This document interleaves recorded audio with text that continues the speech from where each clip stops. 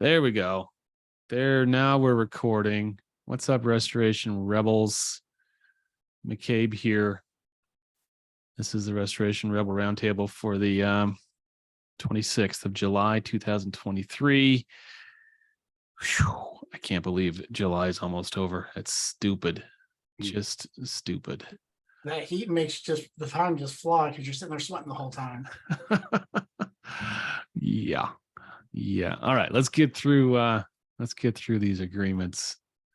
Sharing. Okay. Rebel agreements. Number 1, I will protect the value of my services. Number 2, I will practice incredible transparency. Number 3, I do not believe in competition. And number 4, I'm willing to walk away from any project, client, or contract that's not compatible with my values and stated mission. I do think that I get to have an ask today. We've got the restoration crash course coming up at the end of August, August 31st, September 1st. Go to restorationcrashcourse.com. You'll be with yours truly, talking about shortcuts and macros and using Matterport and automating as much of this estimating as you can. And we're going to be doing everything inside the actionable profile in Xactimate. So it's going to be a good time. So go to restorationcrashcourse.com to get signed up. And we're looking for a couple more clients here at Claims Delegates. Real quick, the link you posted in the group is not active. What link? The link to join the roundtable. One of our members messaged me and said the link's not working. This link is not. Well, I just copied it from here. Whatever you posted in the. Maybe I pasted the wrong thing. Maybe I don't know. I go copy invite link right here, and then I come over here and paste. Oh, it's because when I pasted it, it only pasted like the first line of the Zoom link. So I'm an idiot. Sorry, guys. I've got it pasted twice in the video. So if you're watching the video, just get in there and click on that. That should work. It should work. So if you're in need of some really good, high quality Xactimate estimating, give us a holler. Go to writemysheet.com and we'll take care of you. So there we go. That's all the salesy I'm gonna get on you today. How's my radio coming through? I changed my microphone. I think you sound pretty smooth jazz. Smooth jazz. You ever read that book, Never Split the Difference? I've seen it. It's on my list of things to read, but I haven't got around to it. Yeah, Chris I keep Voss. telling myself I'm going to read more, and I end up just writing estimates all day. Yeah, Chris Voss talks about the late night DJ voice. So when he's negotiating with terrorists, he drops down into his late night DJ voice. So I'll try to do that all day today. No, I'm not. So what do you want to talk about today? You want to talk about rebuttals to bullshit denials? You want to read the group news and go through there? What do you want to do?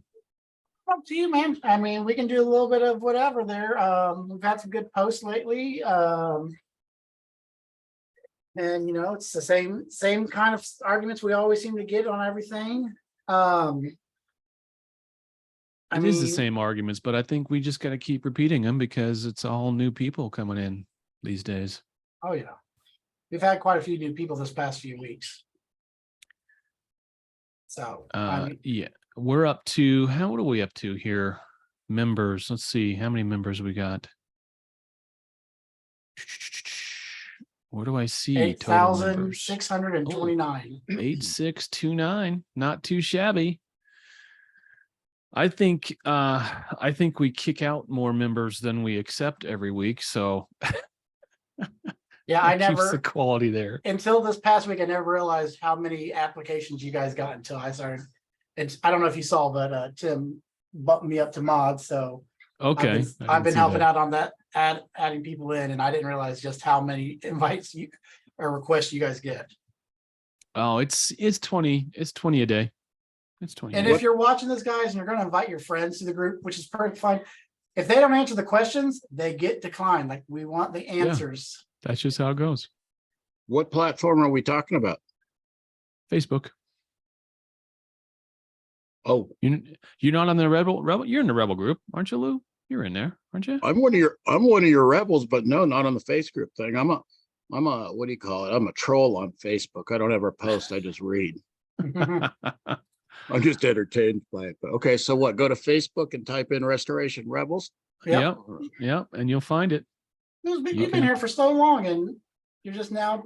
I can't believe you're not in the group. All right. Well, I come through this little email invite through Zoom. Well, let's see here. We got our always our favorite OMP is not applied to simple things like testing. It's only applied to complex operations. thank you for explaining your position. However, OMP is not applied to simple things like testing. This guy, this traveler's adjuster has no freaking clue. All right. I think you bill your client. You can't fix stupid, and you can't argue with stupid either. So if this guy's saying you can't take a sub bid and mark it up, this guy is the one smoking grass.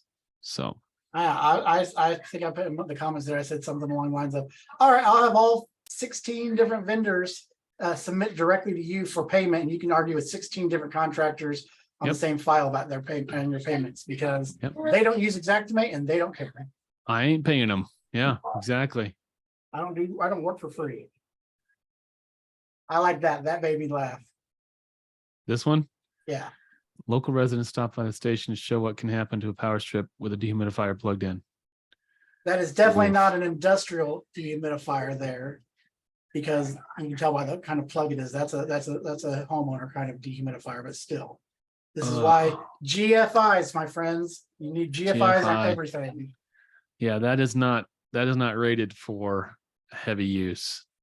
Good God. Looking to start a restoration company. How do we generate leads in the most efficient way? Isn't that always the question? Is any of it efficient anymore at this point? There's so many lead generation ways out there. I've got a client. I just had a client on the phone before this call. He bought into the One Tom Plumbing model. Oh, nice. So, yeah, that's the pink ones that we saw, right? Yep, the pink ones, and he said it hasn't really generated a lot of water work yet, but he just started in May, so I think it will. So go after plumbers. Give referrals to plumbers. Start your own plumbing company. 33-mile radius. That's still a viable thing, right? 33-mile radius. That's still a. Yeah, I mean, I'm still a big fan of investing in the community. Like like the local high school. Like, don't just sponsor the football team though. Like, go sponsor the show choir or the drama club. Those kids need the help, and if you're gonna, and the parents and everybody will recognize you for it. Yeah. Yeah, just get involved in your community. The longer you're in the community, the more good work you do. When you're brand new, every job you need to treat every job like it's the most important job of your life, because it probably is. And that you do the best job you can with every opportunity you have, the word will start to get out. You'll start getting leads, word of mouth. And let's see, restoration company. He didn't say whether he's going after MIT or repairs, but if you're going after MIT only, go talk to all the repair only guys. And if you're going after repairs only, go talk to all the MIT guys. Start building those partnerships with your local rebels. Yeah. I used to, every time I would go to Lowe's and I see a crew of guys somewhere, I'd say, hey, let me get one of your cards. What do you guys do? And then I work with them and all. And I mean, never underappreciate networking. Networking is one of the biggest things you can do in any business. Okay. Perfect example right here. If anyone needs help or a sub from it, let me know. I'm a small company, Orange County. That's perfectly acceptable. Andrew Saul, he said something, don't underestimate the business income claim. And he's in the room, right? Andrew, you're in the room. I'm trying to get you in the room. I hit promote to panelist. Andrew, David Garcia, let's get you in the room. And Milton Valerio, get you in the room. It's my buttons aren't working. Oh, there we go. Okay. Now they're coming in. Now we're getting there. All right. We might actually have a quorum today. What are the odds? I'm going to stop sharing here. We got a few new faces in the room. All right. Mr. Andrew Saul, unmute yourself and then let me know what the hell you've been up to. What's up, brother? Well, it's good to be here. I've Good to just see been you. busy working on business interruption claims, otherwise known as business income claims. Business income claims. And I can't tell you how many people overlook that stuff. It's big dollars, man. It's big dollars. It's a lot like contents, where folks kind of downplay contents, but there's so much money in contents that the carriers are just like, hey, they're not making a claim for it. Fine, we'll just let them go. You know, the carriers know what it's worth. The carriers know what business interruption is worth, but they're not going to do it for you. You gotta get somebody like Mr. Saul in to do it. Well, to do it right. what they will do, Andy, is they come in and they prepare a claim, and they prepare it by shoving all the numbers into a pre-existing model that's basically geared toward pretty large businesses.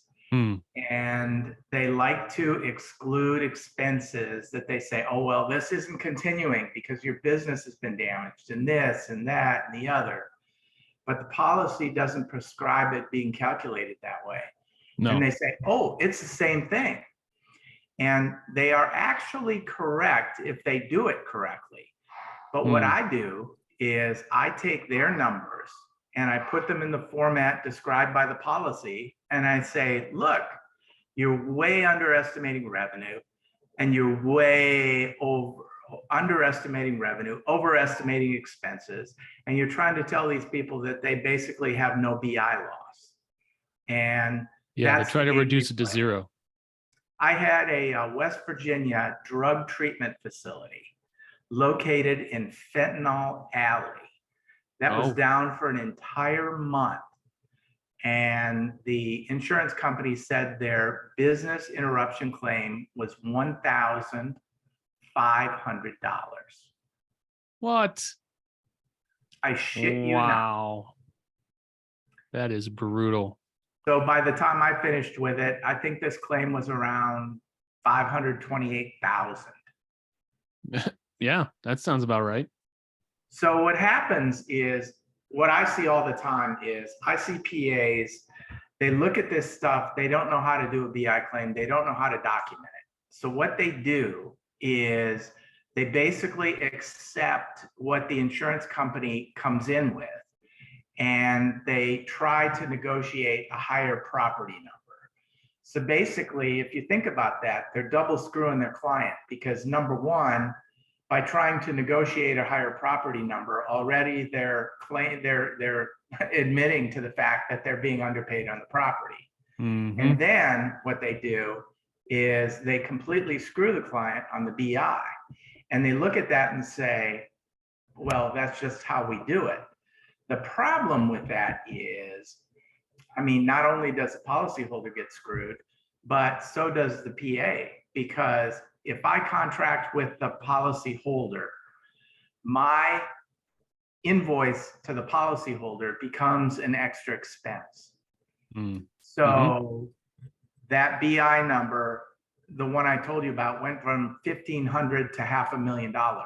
So whatever the PA is getting their percentage on, their percentage on over 500,000 is a lot larger than 1,500. A lot larger. So, I mean, my struggle is basically getting the word out.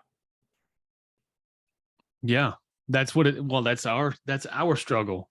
That's welcome to the party. That's Yeah. what we all struggle with, is just educating the average person, the average insured, even the average contractor on what their rights are, what is normal, how to handle a claim. And that's just what we do. That's why I tell everybody, especially with a commercial account, you do not handle it the same way as a residential. In a residential, Mhm. your first move is to demo or dry and demo before mold sets in. On a commercial, your first move is to get the place back up and operating as soon as possible. Yep. I had a fire How at a gas quickly station. can you get it back open? Yep. I had a fire at a gas station. They jumped all over at me as soon as they were all about it. As soon as I said, let's get a trailer in here and get those pumps back up and running. And if that's just a person sitting in here with a cash register, so be it. But at least they're back up and running, because it costs, businesses can cost thousands of dollars a day, an hour. Some businesses I've seen are, $100,000 every 3 hours. It's important to make sure that, like Andrew said, that those numbers are being accounted for. But on the contractor side, it's very important for us to do what we can to make sure that things are operating and getting up and moving in the right direction. And I feel like a lot of people just start seeing stars and dollar signs on a commercial, and they don't think of the whole picture. Well, what's the stat? Is it 80% of businesses that experience a major loss never reopen? Is that the number? I've heard anywhere from 60 to 80%. It depends on the type of business more than anything. Yeah. And that's just a testament to the fact that their BI they're not getting their full BI, and they have to lay people off because they're not getting any income while they're closed. The longer they're closed, the less the public remembers about them, and restaurants and things like that. They never recover. And so if you don't want to be a statistic, you got to maximize that claim, especially when it comes to BI, because that's going to be bigger. The BI is bigger on a lot of claims on the commercial side than it is than the structural claim, than the repairs are. Oh, I did a loss at one of Honda's distributorships in Portland a few years ago, over a decade ago now, but they were losing $2.5 million a day.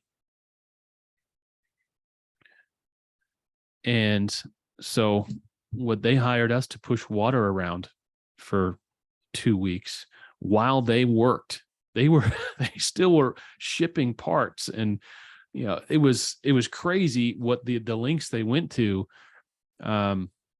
stay open and keep pushing parts out the door. And it wasn't crazy when you realize it was $2.5 million a day that they were going to lose if they didn't stay open. All right, looks like David Garcia got in here twice. What's up, David Garcia? Which one of you is the real David Garcia? Oh, well, he'll figure it out. I got one here because we got Mr. Milton here in here. We were just talking about right before the meeting started, and I'm sure he'd like to hear some input on. Well, if David's here, I'll let David talk real quick. No, I was just gonna answer Andy here. I've got you on my phone and my laptop here. I have a laptop on the dock, so if I join with video, I can't use it. Using technology to my advantage right now, as much as I can. There you go. Yeah, thanks for having me, by the way. Yeah, man. So I want your input on this, Mr. Andy. Mr. Milton here has a job. A homeowner had a water loss back in January. It's a vacation home, and he didn't have it dried out. And now Mr. Milton is being brought into the mix 6 months later. Obviously, there's mold everywhere. Insurance had an IEP come out, write a protocol. Why didn't they have it dried out? Because they weren't there. They didn't know it was a rental. I don't think it's so much a rental. I just think they just didn't think of a big deal or anything from what I got. Milton can probably live in there. Okay. But now wrote the estimate up for the mitigation work. The homeowner is barking and demanding a copy of the. Oh, did we leave him? We lost him for a second. He'll be back. The homeowner is demanding, he wants a copy of a reconstruction estimate as well now, even though no work's been done. and he's trying to strike things off of the estimate that's in line with the protocol itself. And he's not trying to have them follow the protocol completely. I'm sorry, you said the And- homeowner's doing that or the adjuster Yes, is the doing that? homeowner, the homeowner, Ugh. the homeowner's like, we don't need to do this, we don't need to do that. And, Okay. Milton's like, I'll just have them sign like a hold harmless agreement. And I was like, Mm, those have a good, 9 times out of 10, they're gonna keep your ass safe, but if it ever goes to court or someone gets sick and they sue you, they won't hold their weight up with water. there is no hold harmless Oh, it says agreement Milton got booted out for some that reason. exists that will alleviate you from the responsibility of being the professional, right? What they're asking you to do is to ignore the standard of care and they're asking him to be less than professional. That is a situation that I would probably walk away from if you can't get them to see the light and get them to agree that, hey, this is the standard of care. I can't do anything less than the standard of care. Just because they want to save $1. What's crazy is they haven't even settled. They haven't even talked to the adjuster, it sounds like. Well, from So what I how do picked they up know? from it, well, like I said, Milton got kicked out. He's trying to get back in real quick. Okay. I kicked him out. I didn't like him. So pretty much from my understanding, the insurance covered the claim. They paid the homeowners out on the initial claim based on what they thought needed to be done back in the day, but the homeowner just never got around to doing any of it. And now they've got a lot worse damage and mold everywhere. So so now you got there's some no things more money to go get, probably. That's Well, on them. Well, that's the question is, well, how much, how much is the insurance want to cover? Because, how much are they not, on the reconstruction side, even it's If like, they well, paid him out and they didn't do anything with that money, unless they were grossly underpaid, right? I've had situations where the insurance adjuster tries to tell me, well, we paid you, 6 months ago, so you should have this job should be done now. And I go back and say, no, you paid us 25 cents on the dollar for the estimate. We couldn't afford to start the work 6 months ago. We've been waiting for you to pay the rest of this claim so we can get started. Now, if that's the case, that's a different story, but it doesn't sound like it. Sounds like they were paid something enough, probably, that they should have done something, at least a mitigation.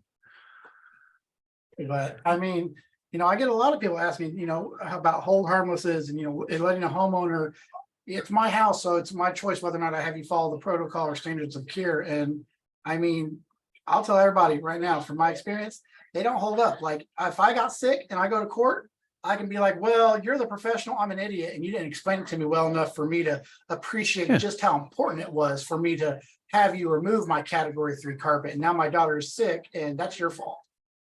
And Yeah, the guys that are be like, oh no, just clean that carpet, just clean it, and okay, here's a hold harmless.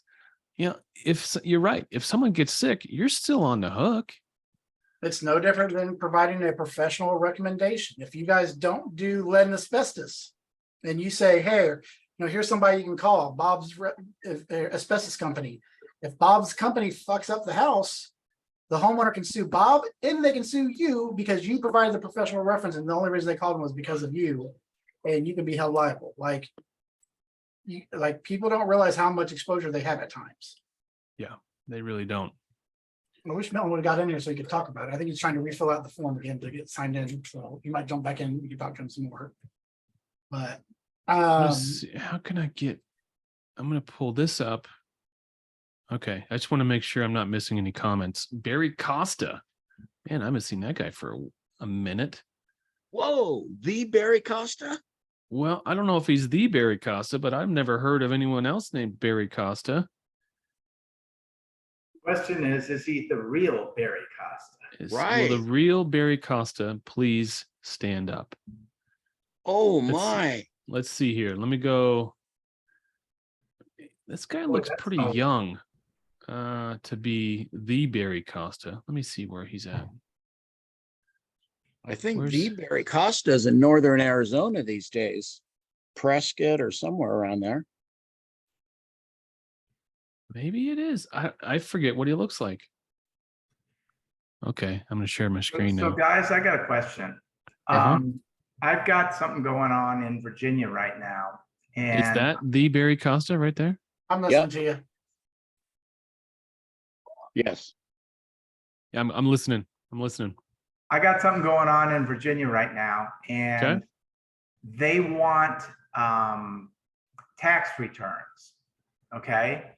Okay. And the only reason I'm asking the question is because here in Texas, you can't request tax returns to settle an insurance claim. They want tax returns for what? To prove revenue? Yeah, for BI. Okay. So I've always said you can either cheat the tax man or you can cheat the insurance adjuster, but you can't cheat both. And I think they're requesting tax returns. And here in Texas, you can't do that. Do you know if you can request tax returns in Virginia? No idea. I don't know what the rules are anywhere. I don't even know what Okay. they are in Oregon. I was just curious because I was nerding out one day looking at the claims settlement statutes in Texas, and I was surprised to see you can't request tax returns. So Well, I mean, you can request anything you want. yeah, right. but you don't have to give them. I guess that's what I meant.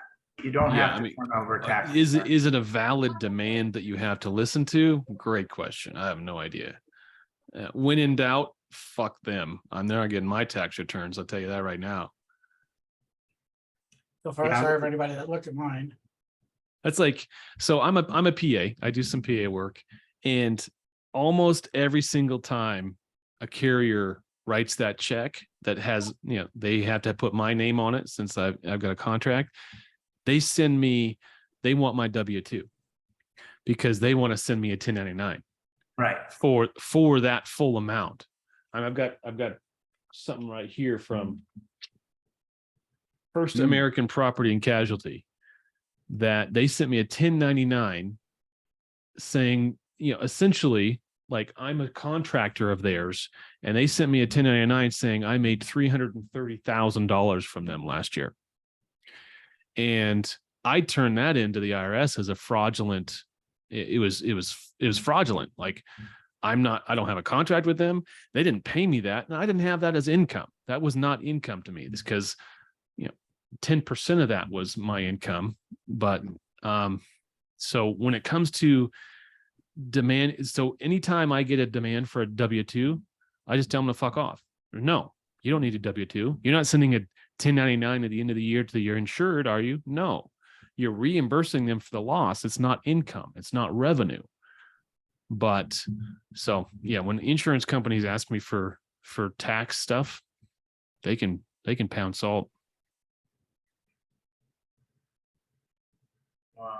That's like, but I mean, they will request everything they can from you and all, and that's where Yes, it they sucks. will. I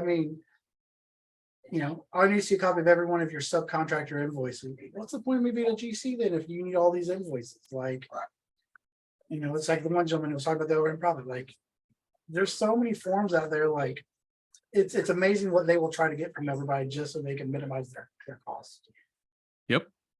Yep. They'll ask you for everything under the sun. And unless you're being deposed, you don't have to provide any of it. None of it. As a single trade MIT contractor, and if you're using an AOR or what some refer to as AOB, and we want to get paid direct, don't we have to supply that information to them? What information? Or whatever we call a W-9? Why? You're In not order to working get for that- them. No. You're not working for them. Yeah, but I Does- always get. I get Does that your all the time, but does I your get a lot- client ask you for your W-2 No. or no. W-9? I got It a is lot of W9, adjusters it's not- saying, "Can you please send over a copy of your W-9?" I'm No. like, why? I Right. do. Some of my clients ask for it, but they're paying me directly. Right. Well, that's legit, right? Yeah. You if you pay, if you pay anyone to do any work for you or provide a service for you, I think the number is $500.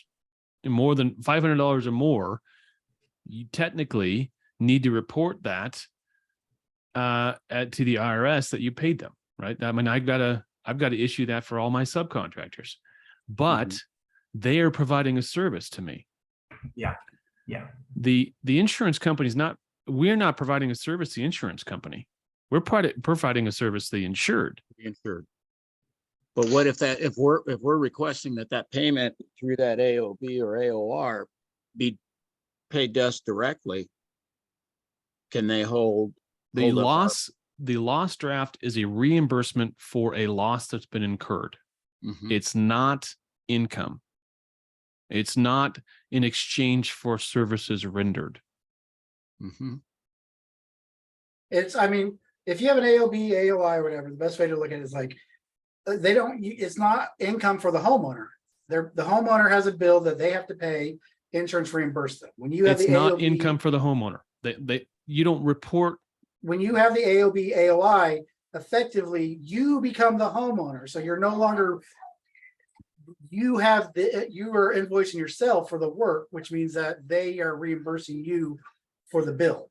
So, I mean, You can give a W-9 to your homeowner for sure to prove that they paid you for the service. Absolutely. And that W-9 or whatever they say they paid you is going to match your invoice, which is going to go to the state and the feds for, when you report your revenue to them. But, so here's what it really got me when I really thought about this. All right, you're going to issue me a W-9, a 1099 at the end of the year for $300,000 because that's what this loss was. Okay, so you paid $300,000 to the insured, and then you wrote that off. That's a loss, right? And then you double dipped by saying you paid a subcontractor $300,000 for goods and services. Well, in So reality, you only got 10% of that. So that number should, Well, at worst I case, only got 10%, but the insurance company's writing it off twice. right. I see that. Yeah, They're doubling their loss. And I think it should be illegal. Mhm. Mhm. Mr. Milton, How did you solve that problem, Andy? What did you do? I told them I'm going to report them to the IRS for fraudulent form. I forget what it was called, for fraud.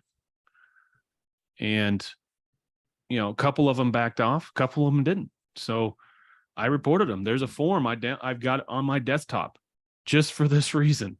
And I just filled out the form, send it to the IRS and say, hey, this is fraudulent. I didn't make $300,000 from First American Property and Casualty. I'm not a subcontractor for First American Project. We don't have an agreement. It's not income. It's not revenue. It's Timothy not said taxable. it's a trade. Timothy said it's a trade. Essentially, the homeowner is trading damages for payment. The homeowner then uses it to fix the damages. It's a swap, money for damage. Yep. Did you say that in the group? Because I thought my window was open, but it's not refreshing. Yep. All right, I'm going to close that window then. Screw that. Mr. Milton, are you able to turn your microphone on? Mr. Andy had a few questions about your little job we were talking about earlier. Hey guys, how's it going? Milton. So Just kidding.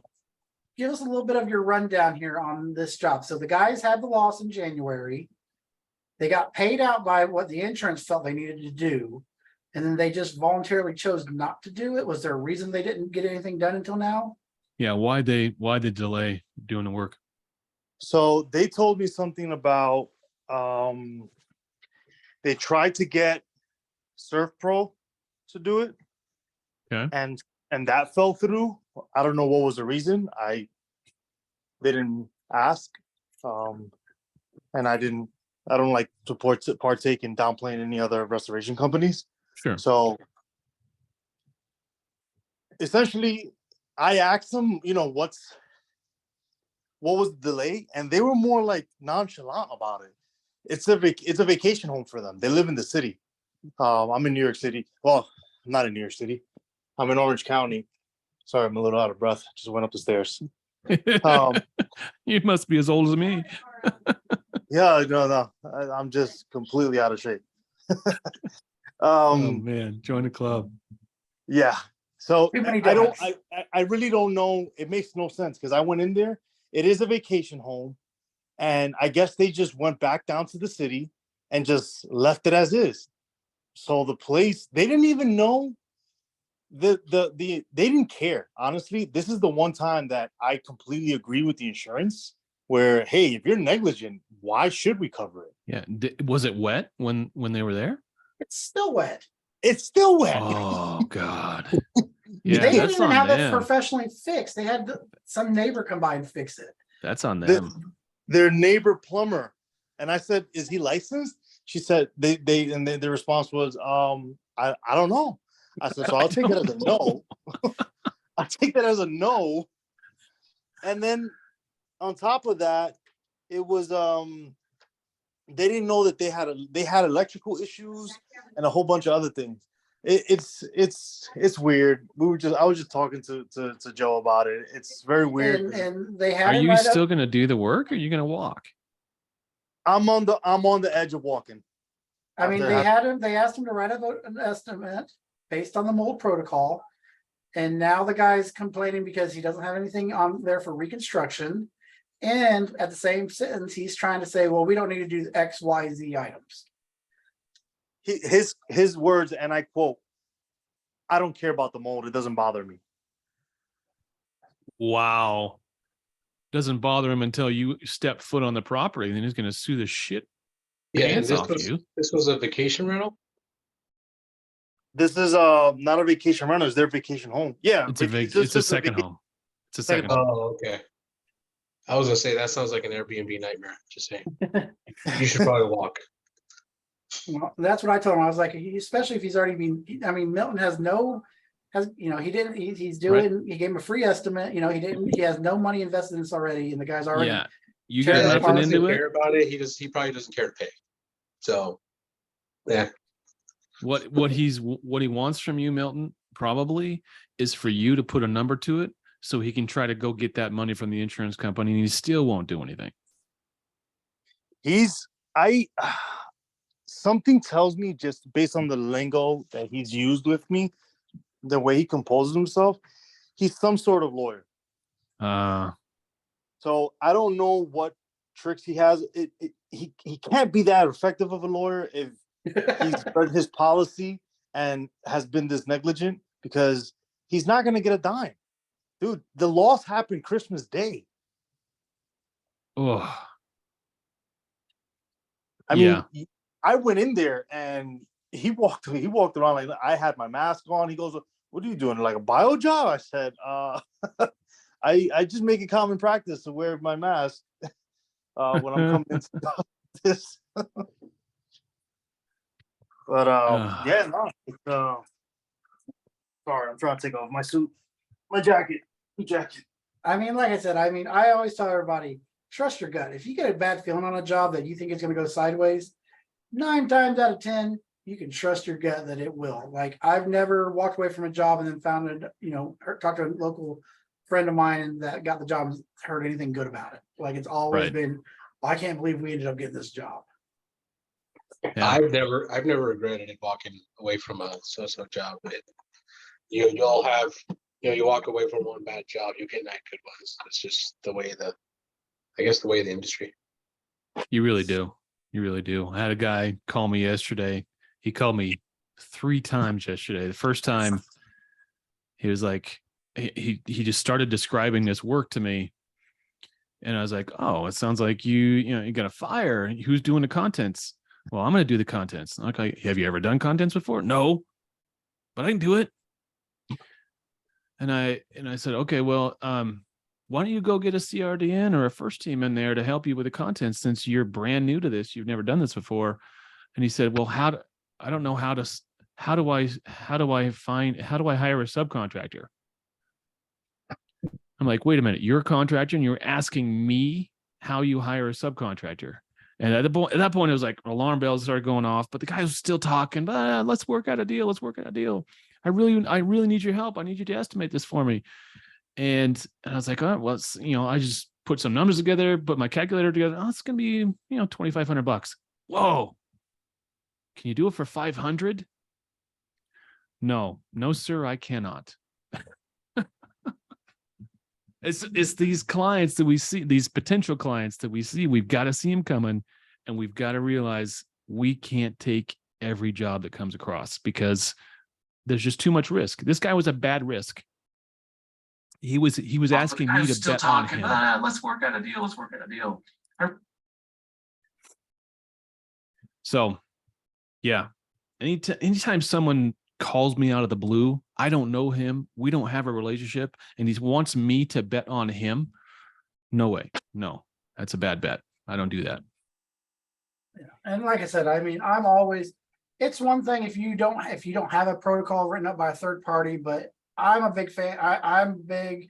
If you got the protocol, especially if the insurance bought it, like if they're going to touch any of that job and they're going to give any kind of coverage, additional coverage beyond what they already did, they're going to expect that protocol to be followed. And I don't know. I got a bad feeling about it. Well, myself. Following that protocol is the only protection you have. Otherwise, the minute you go beyond protocol, you're off the reservation. You've got no coverage. Your liability coverage probably wouldn't cover you, because if they found out you didn't follow the written protocol, they say, yeah, sorry, no coverage. Ugh. Speaking of no coverage, we got a new guy in the group asking how to do water work on his first job. Oh, I saw that. That's all bad. And I'm not gonna screenshot it. We're not gonna call him by name, but come on, people. You don't go to Facebook to learn how to remediate jobs. I'm sorry. You're welcome in the group. Stay in the group, learn something in the group, but don't ask the group how to do the job that you should already know how to do. Go get some real training. Yeah, I don't want to disparage anybody and make them feel like they can't be, that they're not welcome in the group. But like, it's like I'm going to open. It's like joining a restaurant enterprise and then saying, how do I cook a burger? Like, right. You can't have someone just hold your hand all the way through everything. And if you can't if your first step in personal growth is to, I want to do this business, let me ask them how to do it, before you have the training, you're not going to do the job right anyways. And it's going to be a disservice, and it's what makes the industry have issues all the time. Like, there's a lot of people that, I've seen all these water guys come in and on the TC usually, and they do all these jobs, and then they get all the money. I want to get into mitigation, and then they fuck it all up. Like, I would say partner with somebody, a local vendor contractor, let me shadow you for a job or something, and partner with somebody. Get somebody in that knows what they're doing, and absolutely shadow them. Absolutely follow them around and see what they're doing. But don't come into a group like this and say, how do I estimate this job? That's the wrong question. I got another one that Milton and me were talking about, and he actually asked me a question that it seemed simple when I thought about it, but then the more I thought about it, I was like, is there a proper form or that you can think of, Andy, or one that you've seen people use that makes it explicitly clear and can be considered legally binding, I guess, that makes the homeowners understand completely that they're whatever if you do a job and the insurance pays it out, that the proceeds have to go, like, it's not just like you're going to pay me my bill based on the work or whatever, but they understand that once they're indemnified, that the check needs to come to you. That's kind of the question Milton was asking. Like, because I've had a few homeowners that they'll try to come and tell you, well, yeah, the insurance paid you 10 grand, but what do you really want and all? What's a good form or a good way to word it where to say, no, like, this is the bill in a very polite way? Does that make sense of a question? There's a direct pay agreement, right? You can get named on the check. That's a first step. But you're still, that happens every day, and it's really hard. You've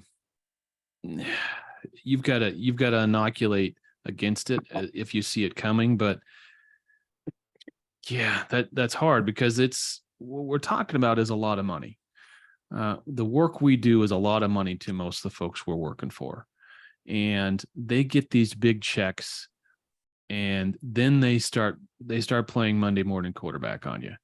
They're like, well, yeah, I mean, it's $100 a day for a dehumidifier. I could have got that at Home Depot for 35. Just I think the best I've way to always inoculate told- against that is to bill early and frequently. I always tell them, hey, look, my go-to response has always been, look, if you don't feel my bill is just, that's fine.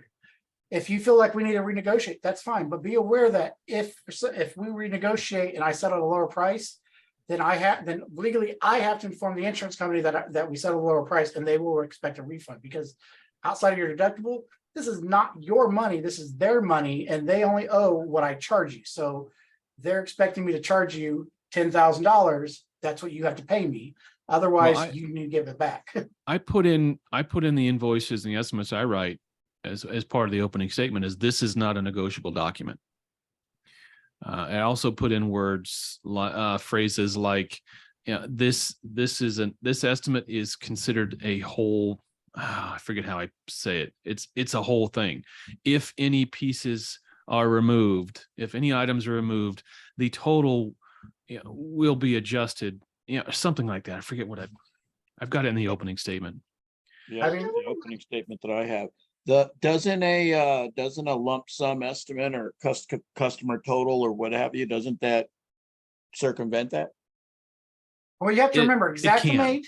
It can. The biggest thing I tell everybody is you have to have an invoice to go with Xactimate. Xactimate itself is not It's not an estimating invoicing software. system. Yes. So you have to have an invoice that says this job is $10,000. Pricing is based on the created Xactimate estimate, line items, attached to this document or however you want to word it. But you can't just turn in your Xactimate and say, there's my invoice. Like, that's why so many people, when they send, I sent my invoice over to the insurance, and now they're trying to negotiate. Did you send them an invoice, or did you just send them the Xactimate file and say, here's the Xactimate for Miss Smith and everything? And then did you send them an invoice, or did you send them a shopping list? Yeah. Because Preach. I've got a question for you guys. I mean, my business is very different in some respects because I don't turn over the claim or any of my work product until I've been paid.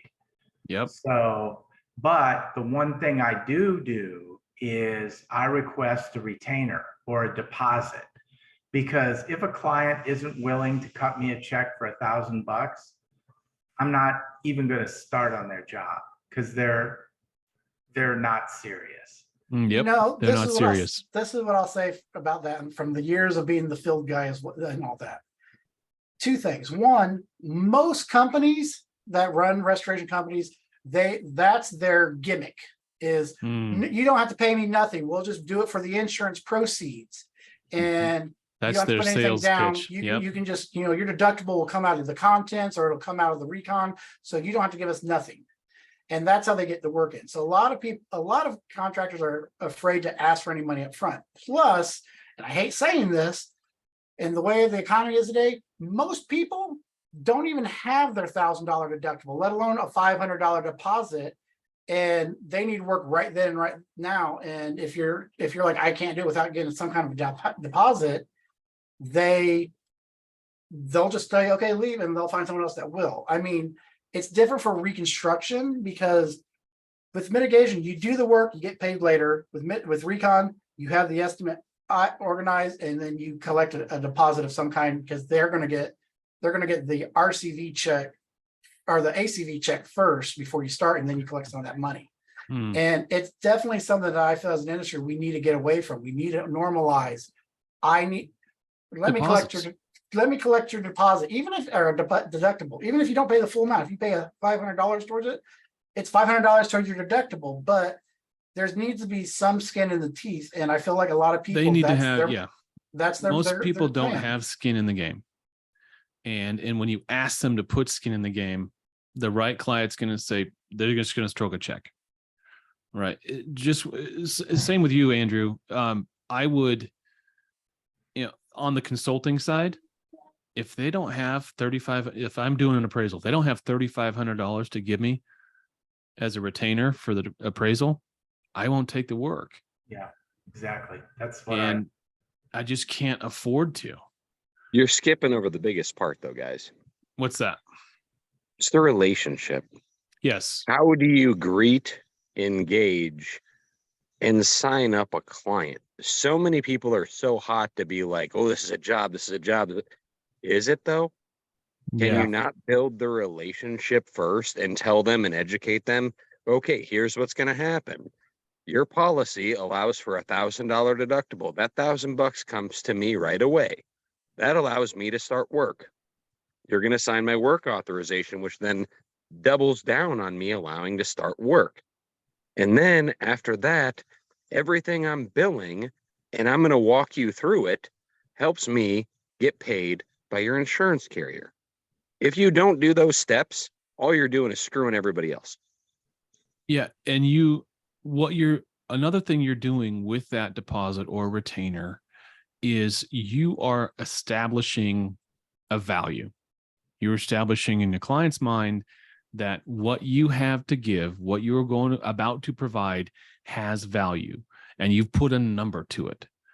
And we've got another post here I'm looking at.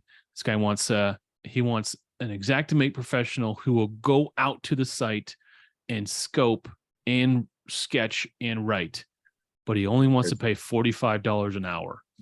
Yeah, fuck you. Good luck.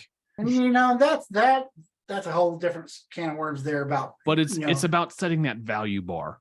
And if you want to pay $45 an hour for a professional to do any work, you're going to get $45 an hour worth of work out of them. The value is. Andy can attest to this here. There. I mean, me and you actually had a massive discussion about that even at the RIA conference about how, it's hard for people to get behind wanting to use like third-party services and stuff, because I hire an in-house guy and I'll pay him $65,000 a year and he'll work for me and I'll work him to death and shit. But and that equates out to, $30 an hour. Why would I pay somebody $100 an hour? And it's like, well, quality, because obviously you have a need and, that's how businesses work. But I mean, it's one of those things where it's hard. I mean, we all have a big heart, and that's why we're in the industry, to help people. That's what I want to believe. It's not all about the money, but it's hard. If someone's house is completely flooded and they're freaking out, or their house is on fire and they're crying, it's really hard to come up to and say, hey, before I board your house up or put a tarp on it or start sucking this water out, pay him some money. And you want to just get them taken care of. And it's because we have integrity and we have good hearts, and we're wanting the best for our clients. But I mean, it is like, if they don't have any money, it's just like, I'll put the best way to analogy is here. Your employees, if you buy them their power tools, they treat them like shit because they're not their own. Yes, they do. That's why you make employees buy their own tools and reimburse them if you want or whatever. If a homeowner has no money applied to the job, they don't give a damn what happens. They don't give a damn what happens to you as a contractor. The insurance can screw you over and they'll be like, it is what it is. Yep. They don't think it's their business. They don't. We are the first line of defense for the value of ourselves and the value of our industry. If we start lowballing and letting ourselves get lowballed, we are devaluing not only ourselves and our services, we're devaluing the services of the industry at large. And I refuse. Well, and that's what I'm going to say, Andy. Have we gotten so far away that we don't sell what we know? Is nobody selling their knowledge anymore? Because if you're not selling your knowledge, then what the hell are you doing? Right. Andy is. Andrew is. Well, I am. I just had that's why I got on here late. I had a 45-minute call with an insured because I play on both sides of the fence, and they absolutely love me. Spilled all the beans, were asking me all kinds of questions regarding their policy. I was able to educate them. They're 100% bought in on what I'm going to be able to do for them. And guess what? Everybody's going to be in a win-win situation at the end of this deal. All it takes, yes, it takes time, and time is money, but good God, can you not take 30, 40 minutes to explain the process to somebody? Yeah. I think it's too quickly. We're all like, hey, let's just delay equipment. Let's just go do this and let's go do that. Well, can we take a step back? Explain to the homeowner and build the relationship. Well, and I think one of the biggest issues with that is policies and procedures. I see too many times the phone call comes in and the manager goes, "Hey, John, call your helper and everything. I got a job for you. Go on out there and take care of it and let me know how it goes." And we're relying too much on these technicians, which they work their ass off, but there's a reason they're a technician and a helper and a lead tech and not a manager yet, because they don't have the experience. We're relying on them to onboard and to guide the homeowners through the process. I mean, when I was a water They're manager, never gonna do that, Joe. when I was a water manager, I would, That's above their pay grade.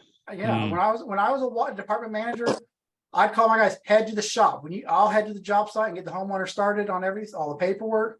When you get to the shop, call me. I'll verify your equipment.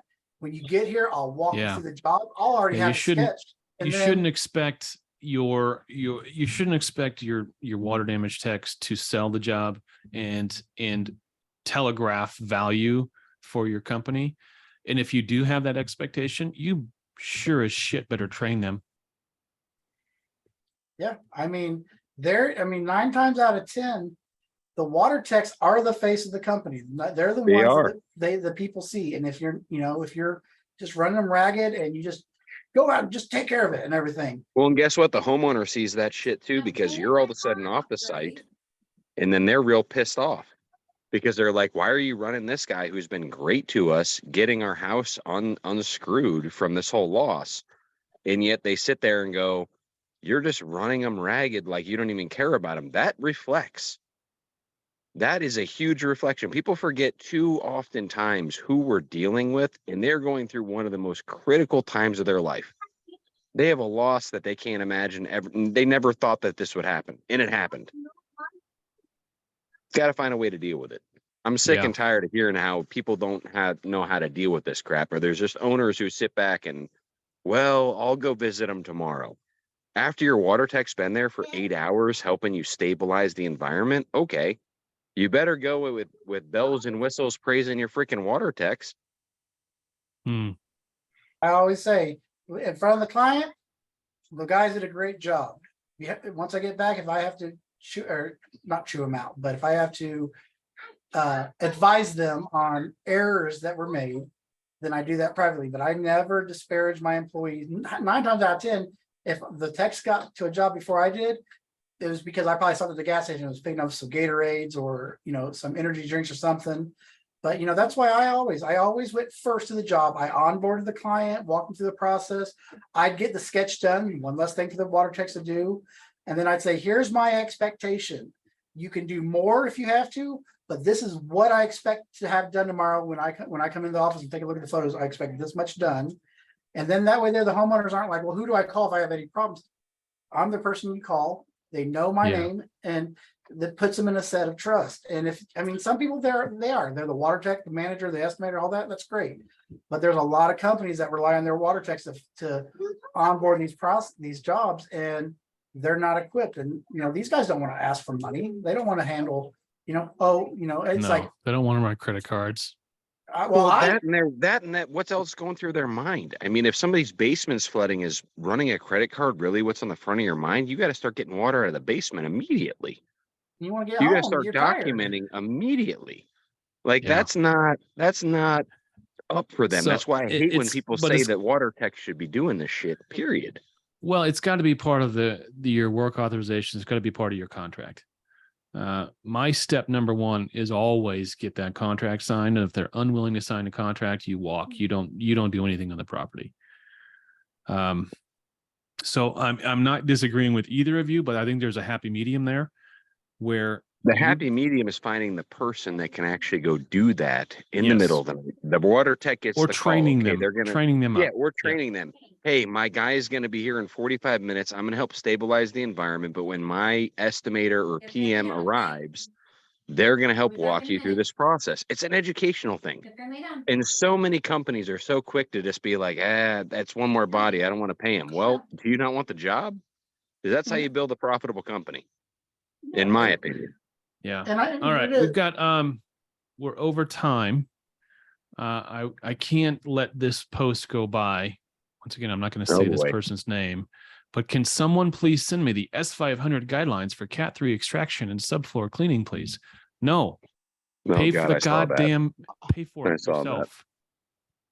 There's the IICRC is not a free, charity. No, Go I pay pay for it that. yearly.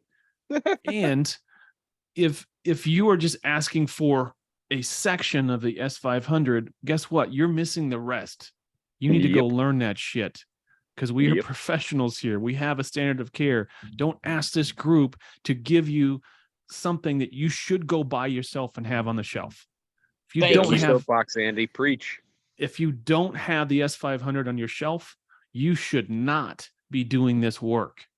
Period. End of story. So, all right. Buy the digital copy and put it on a Get the- Dropbox so everybody has a copy of it in your office. That too. That too. That too. All right. Well, hey, this was fun. We had like more than just you and me, Joe. I know. That was awesome. Maybe it has something to do with the fact that I put some reminders out there this week. So I think it did. yeah. Does anybody else have keep that anything up. real quickly they want to talk about? Anybody's hair on fire with a mad question right now? I just got to go kill some shit. Mr. I just got 300 pounds of fish from Alaska. Okay. Yes, I'm going to go kill some shit It's awesome. where I'm at right now. God. Good. Well, Mr. Milton? Belton, you got anything? come back next week, huh?